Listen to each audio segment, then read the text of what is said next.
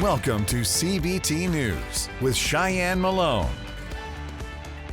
Good Thursday morning to you. I'm Cheyenne Malone. Thanks so much for tuning in to CBT News. Let's get you started.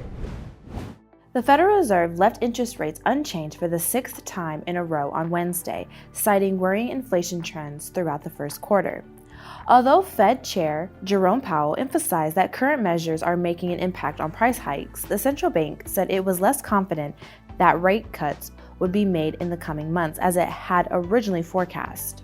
Economic data reveals that inflation rose at a 2.7% pace in March, slightly ahead of the previous month's rate. E-commerce platform Carvana posted record-breaking earnings for the first quarter in a dramatic recovery from the year before, underlining the impact of an aggressive restructuring effort.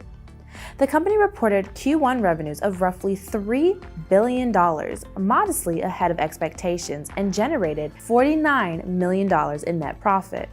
Its income for the period not only breaks its previous record, but also represents an astonishing reversal from the $286 million loss posted just 1 year ago. Carvana executives attributed the platform's success to improved cost efficiency and a focus on profitability over growth.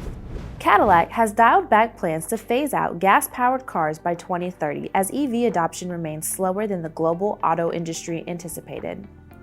While the luxury brand still expects to carry a full lineup of EVs by the end of the decade, company Vice President John Roth said on Wednesday that ICE and EV models will, quote, coexist for a number of years. Rather than rapidly switching to an all-electric lineup, Cadillac now appears set to take a slow approach, producing gas models in line with demand for the foreseeable future.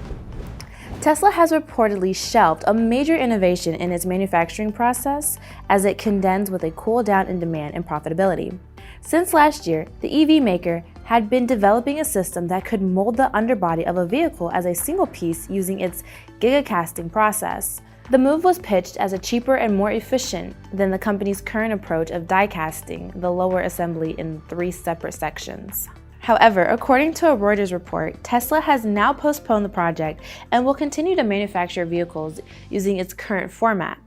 In April, the EV brand reported lower than expected earnings for the first quarter, prompting a round of layoffs impacting multiple departments and executives.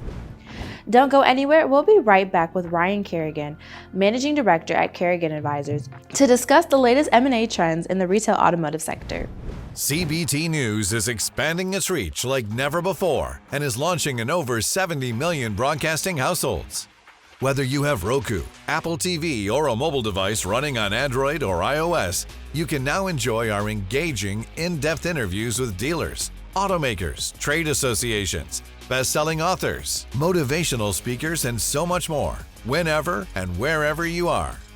Simply search CBT News in the App Store of your smart TV.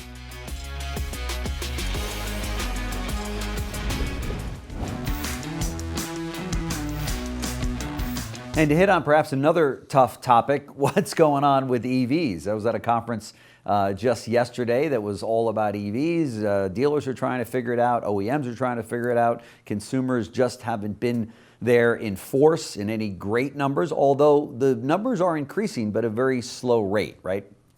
Well, really slow. I mean, I think we can kind of formally declare an end to this sort of growth engine, if you will, and big transformation. Yeah. And it's not to say, and we certainly don't judge where we're going 5 and 10 years out, but this notion of this immediate top-down switch to EVs, which right. I know you and I have been very skeptical of over the years, yep. It's not going to happen. So you look, for example, at Q4, growth got down to under 1%. This is not an exciting growth sector. No.